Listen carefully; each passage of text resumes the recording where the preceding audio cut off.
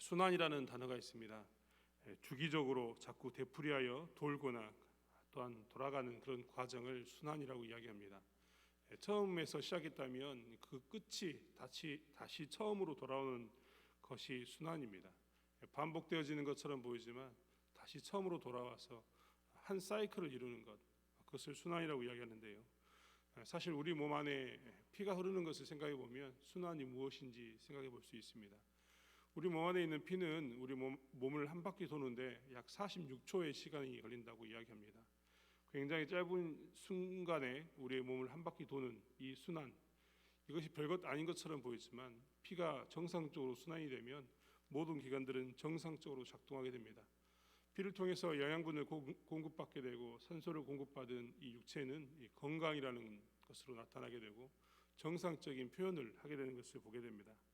반면에 이 순환이 되지 않았을 때 악순환이 찾아오면 어떻게 되느냐? 순환 가운데서 사람은 병이라는 것을 얻습니다. 순환이 되지 않기 때문에 막혀 있는 것을 통해서 병을 얻는 것이 우리의 모습입니다. 그래서 사실 우리 건강을 위해서는 우리 몸 안에서 피의 순환을 굉장히 중요시 여겨야 합니다.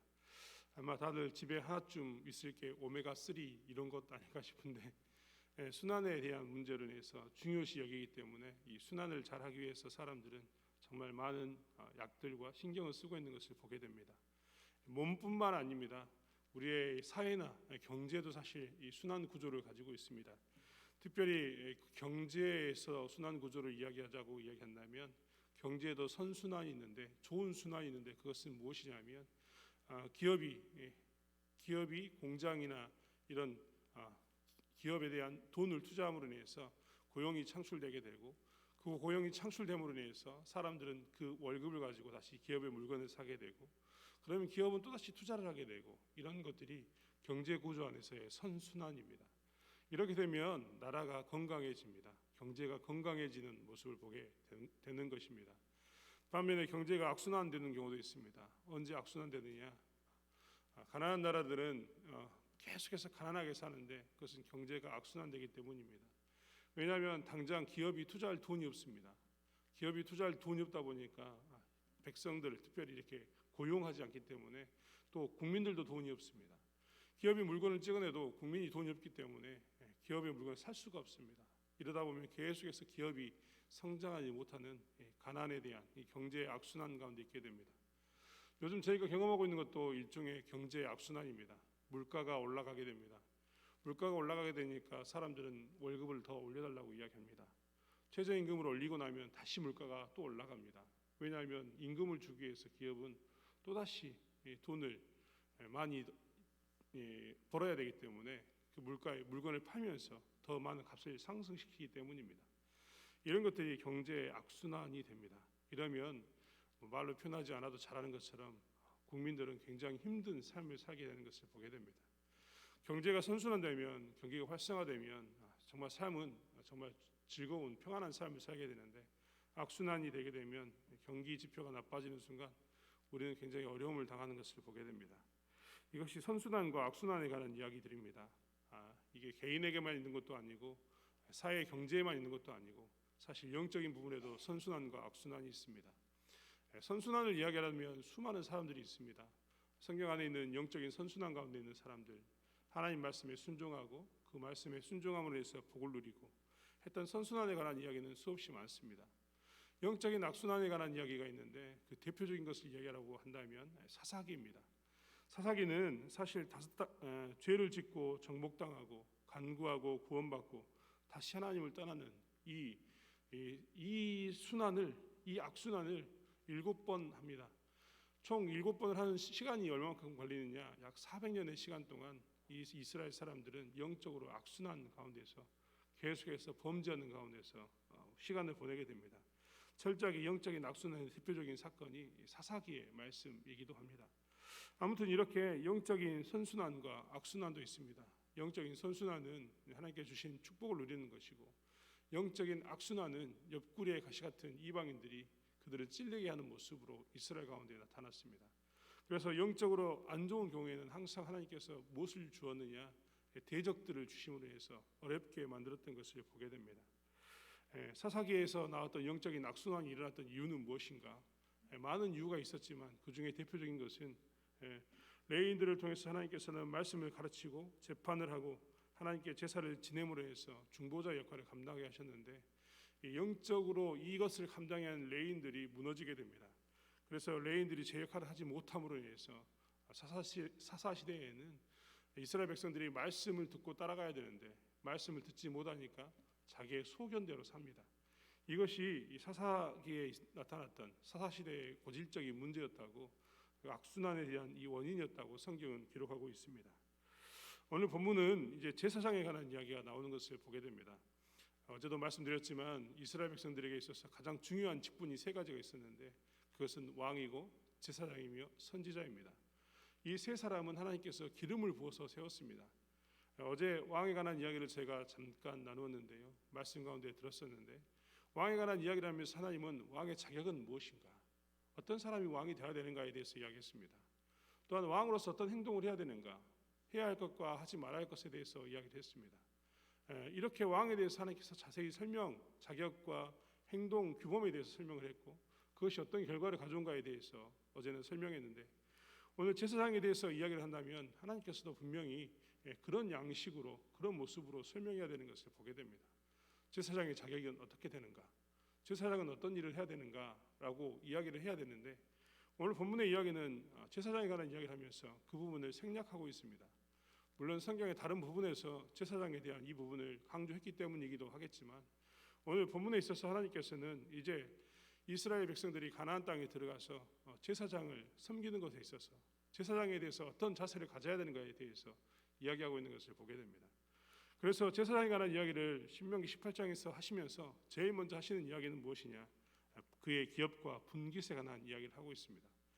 제사장에 관한 이야기는 자격과 그가 해야 할 행동이 아니라 그의 분깃에 관한 이야기, 즉 분깃과 기업에 관한 이야기인데 그의 의식주, 먹고 사는 문제를 어떻게 해결할 것인가에 대한 이야기를 하고 있는 것을 보게 됩니다.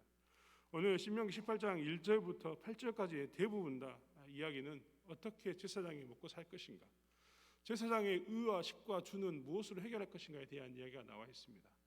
결코 그의 역할과 그가 해야 할 일들에 대해서 자격에 대해서 나온 것이 아니라 철저하게 그의 먹고 사는 것, 우리가 보기에는 왜 이것을 강조할까 싶을 만큼의 정말 지나치다 할 만큼 먹고 사는 문제에 대해서 이야기하고 있습니다. 특별히 이스라엘 백성들에게 있어서 레위인들에 대해서 이야기하면서 제사장에 대해서 이야기하면서 이스라엘 백성들의 책임이 어디 있는가에 대해서 강조하는 것이 제사장에 관한 이야기입니다. 사실 레위인들은 이스라엘 땅에서 흩어져 살았습니다. 이스라엘 땅에는 도피성이 6개가 있었습니다. 요단강을 중심으로 동쪽과 서쪽에 3개씩 총 6개의 도피성이 있었고 레위인들에게는 그것 외에도 42개의 성읍이 허락되었습니다. 42개의 성읍이 허락되어 있지만 그리고 목초지가 허락되어 있었지만 그들에게 있어서는 땅도, 농사지을 땅도, 그리고 그들이 방목할 양과 소도 없었습니다. 오늘 성경에서 말씀한 것처럼 철저히 하나님께서는 레위인들은 하나님의 것으로 하나님께서 인정하시고 하나님께서 그들을 하나님이 주신 것으로 먹게 했던 것을 보게 됩니다. 사실 이스라엘 백성들 중에서 10의 1조 하나님의 것으로 드려진 것이 레위 지파라고 성경은 기록하면서 레위 지파는 철저하게 하나님의 것인 것을 이야기하고 있습니다.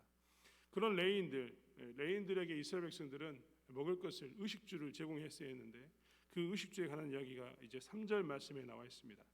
제사장이 백성에게 받을 응식은 이러하니, 응식 마땅히 받아야 할 것은 그러하니 곧 그 드리는 제물의 우양을 물론하고 그 앞 넓적 다리와 두 볼과 위라 이것을 제사장에게 줄 것이요 4절에 또 너희 처음 된 곡식과 포도주와 기름과 너희 처음 깎은 양털을 내가 그들에게 줄 것이니 라고 표현하고 있는 것을 보게 됩니다.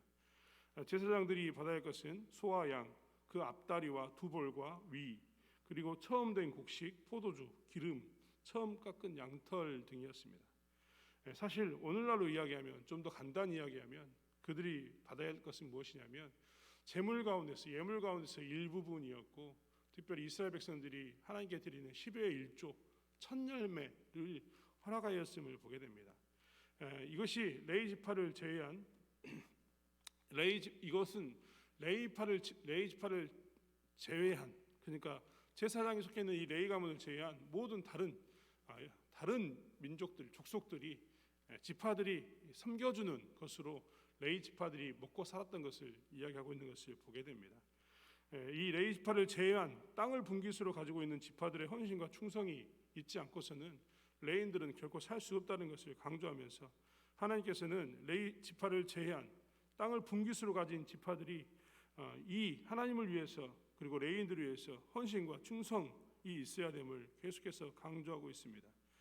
이스라엘 백성들의 헌신과 충성이 없으면 레위인들은 먹을 수가 없고 레위인들은 그 자리를 지킬 수가 없다는 것을 강조하기 위해서입니다. 사실 이스라엘 역사 가운데서 이스라엘 백성들의 이 레위 지파의 섬김이 사라지면 레위 지파들은 그들의 의식주를 위해서 흩어져 버립니다. 혹은 개인의 한 사람의 제사장이 됩니다.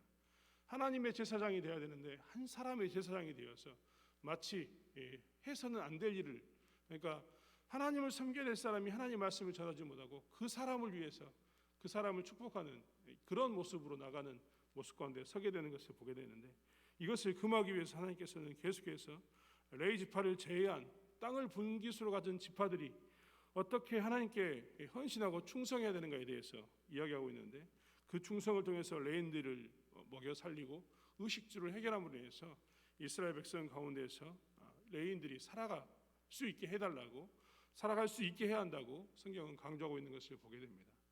그럼 왜 이렇게 레위인들에게 있어서 이 레위인들의 먹을 것을 걱정하면서 이 제사장의 먹을 것을 걱정하면서 하나님께서 이 제사장의 몫을 강조하냐면, 그것은 이 레위인들이 제대로 서 있었을 때 아까 레위인들이 해야 할 일들, 말씀을 가르치고 제사를 드림으로 중보를 하고 재판을 정확히 판단하는 일들이 가능해지기 때문입니다.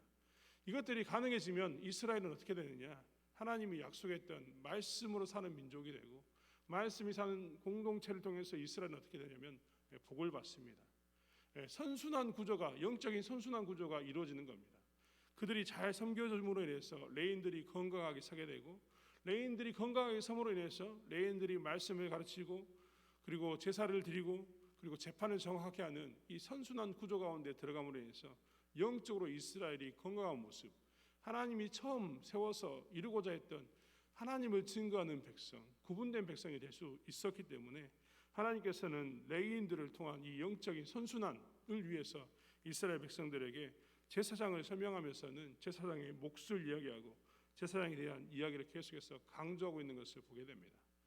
오늘 본문의 9절부터 14절의 말씀은 이스라엘의 고질적인 문제입니다. 이스라엘의 고질적인 문제는 무엇이냐면 그 주변에 있는 주변의 신들을 쫓아가는 모습 가운데 서는 것, 그것이 이스라엘 백성들의 고질적인 문제입니다. 다른 민족의 가증한 행위를 본받는 것이 이스라엘의 고질적인 문제로 늘 나타났습니다. 오늘 본문에도 기록되어 있습니다만 10절부터 11절까지는 얼마나 이 가증한 행위가 그들 가운데 많이 있었는가를 설명하고 있습니다. 먼저는 그 아들이나 딸을 불 가운데로 지나가게 하는 것, 즉 아들이나 딸을 인신 제사로 드려서 불에 태워 죽이는 것, 이런 것을 이야기합니다. 뒤에는 복술자나 기륭을 말하는 자나 요술하는 자나 무당이나라고 이야기하면서 무엇인가 초자연적인 힘을 얻어서 결과를 빨리 알고 싶어하는 그 백성의 심리들을 이야기하고 있고, 11절은 진언자나 신접한 자나 박수나 초혼자들을 이야기하면서 죽은 자의 영혼에 신접하여서 어떤 결과를 알고 싶어하는 이스라엘 백성들의 그 잘못된 이야기들을 하고 있습니다. 사실 이방인들의 것들이었지만 이스라엘 백성들은 이방인들을 본받아서 이 일들을 했다는 겁니다. 영적인 결과만 알고 싶었던 게 아니라, 어떤 결과만 알고 싶었던 게 아니라 사실은 그 결과를 바꾸고 싶었습니다. 자기들이 원하는 모양으로 바꾸고 싶었기 때문에 이런 일들을 했습니다. 이런 일에 대해서 왜 이런 일이 이스라엘 백성들에게 고질적으로 나타나느냐, 그것에 대해서 이사야는 이렇게 이야기하고 있습니다. 이사야서 8장 19절에 혹이 너희에게 구하기를 지절거리며 속살거리는 신접한 자와 마술사에게 물으라 하거든 백성이 자기 하나님께 구할 것이 아니냐, 산 자를 위하여 죽은 자에게 구하겠느냐 하라. 즉 무엇이냐면 백성이 하나님께 구하는 이것이 끊어지니까 어떤 일이 나타나냐면 이 신접한 자나 요술하는 자나 결과를 바꾸기 위해서, 뒤집기 위해서 해서는 안 될 가증한 행위들을 이스라엘 백성들이 했다라고 이사야서는 기록하고 있습니다. 즉 하나님과의 관계가 깨어졌을 때마다, 하나님과 관계가 이 잘못되었을 때마다 무엇이 나타나냐면 이 신접한 자를 찾아가는 영적인 악순환이 이루어진다는 것을 우리는 알 수 있습니다. 사울 왕이 훗날 이 엔돌의 신접한 여행을 찾아가게 됩니다. 찾아가는 이유는 무엇이냐면 이제 자기 주변에 사무엘도 없고 하나님의 선지자가 없음으로 인해서 하나님 뜻을 알 수 없기 때문에 그가 무엇을 하냐면 이 신접한 자를 찾아갑니다.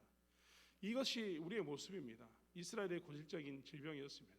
하나님께서는 이것을 아시기 때문에 영적으로 이런 하나님과 관계가 깨어지면, 말씀이 사라지면, 제사가 약해지면, 재판이 불의해지면 이스라엘 백성들이 하나님을 떠나서 이 고질적인 질병 가운데 들어갈 것을 알기 때문에 제사장에 대한 몫을 이야기하면서는 영적인 선순환을 위해서라도 너희들이 제사장을 세울 것을, 어떻게 제사장을 섬겨야 되는가에 대해서 이야기하고 있는 것을 보게 됩니다. 그래서 선순환 가운데서 이스라엘이 영적으로 하나님 은혜 가운데 있기를 바라는 것, 제사장을 통해서, 제사장을 섬기는 것을 통해서 이 선순환 가운데 이스라엘이 서야 됨을 계속해서 오늘 본문을 통해서 강조하고 있는 것을 보게 됩니다. 저희 교회에는 세 분의 전도사님이 계십니다. 전도사님, 남자 전도사님이 계시는데 정확한 표현을 이야기하면 3명의 목사 후보생입니다. 목사 후보생이 3명 있습니다. 교회 일꾼이 필요해서 교회는 그 세 사람을 불러다가 일을 시키는 것이 아닙니다. 담임 목사님께서도 늘 강조하셨던 것처럼 우리가 그들을 데리고 있는 것은 영적으로 이 목사 후보생을 키워서 영적인 선순환 가운데 있기 위해서 이 후보생들을 키우고 있습니다. 그들을 데려와서 그들에게 어떻게 교회가 일들을 처리하고 있고 어떻게 해야 되는가에 대해서 보여주고 가르쳐주며 훈련하는 것이 무엇이냐면 이 영적인 선순환을 위한 이 목사 후보생을 저희가 이렇게 데리고 있는 것들입니다. 사실 이런 것들이 오늘날의 영적인 선순환입니다. 목회자들을 위해서 교회가 섬기고 후원하고 그 목회자들은 그것을 알므로 인해서 다시 한번 말씀을 정확히 구분하고 하나님 뜻이 무엇인가를 항상 연구하고 기도하고 이러므로 해서 성도들에게 하나님 뜻을 증거하고 그러므로 해서 교회는 다시 한번 영양분을 얻게 되고 영적인 성장을 얻게 되고 그래서 교회가 건강해지는 것이 사실 무엇이냐면 이 영적인 오늘날의 선순환입니다. 그것을 위해서 교회는 이렇게 목사 후보생들을 굳이 데려다가 그들을 양육하고 그들에게 모든 것을 공급해 주고 있는 것을 보게 됩니다. 우리는 사실 이런 영적인 선순환 가운데 있어야지만 한국 교회가 건강해지는 것을 보게 됩니다. 저희 교회가 건강해지는 것을 일단 보게 됩니다. 정말 부끄러운 이야기지만 목사로서 저는 단점이 참 많은 사람입니다. 아마 여러분이 보기에도 왜 저럴까라는 생각이 들 때가 있을 만큼 단점이 정말 많은 사람입니다. 하지만 목사의 단점을 계속해서 이야기하면서 이 단점을 이야기하면서 그 단점에 집중하고 단점 때문에 모든 것을 지원하지 않는다면 사실 목사는 이 자리를 지키기가 힘들어서 목회자로서 이 일보다는 사실은 의식주의 문제를 해결하기 위해서 다른 자리에 가 있거나 혹은 사람에게 속해버린 그런 목회자가 될 수도 있습니다. 그렇기 때문에 교회는 사실 무엇을 해야 되냐면 단점이 많은 것처럼 보이는 저 같은 사람을 위해서도 기도해 주시고 또한 이렇게 레인들을 섬겼던 것처럼 섬겨주시고 함으로 인해서 영적으로 건강한 교회를 만들어가는 초석을 놓아야 되는 것을 보게 됩니다. 이 선순환의 고리를 어떻게 시작해야 될까에 대해서 많은 고민이 있습니다. 목회자가 단점이 없이 잘하면 우리가 안 하겠냐? 물론 그런 말할 수도 있습니다. 하지만 오늘 성경은 이야기하고 있습니다. 너희들이 잘 섬겨주면, 너희들이 잘 섬기게 되면, 교회가 잘 섬기게 되면 레인들이, 제사장들이 건강하게 된다라고 이야기하면서 그 시작을 이야기하며 강조하고 있습니다. 사랑하는 성도 여러분, 많이 기도해 주십시오. 도자감이 보일 때마다 저희를 위해서 많이 기도해 주시고 영적인 선순환이 있을 수 있도록 많은 기도와 관심을 저에게 주십시오. 그렇다면 목회자들을 통해서 하나님의 말씀이 바르게 전달되고 중보자의 역할을 감당하는 목회자들이 나옴으로 해서 하나님과 이 성도들 사이에서 중보의 역할을 하게 되고 하나님의 말씀을 정확히 알아서 바르게 판단하여서 교회를 꾸려가고 운영하는 그런 목회자가 나오는 선순환적인 교회가 될 것을 믿습니다. 한국 교회가 그런 모양으로 또한 변할 줄 믿습니다.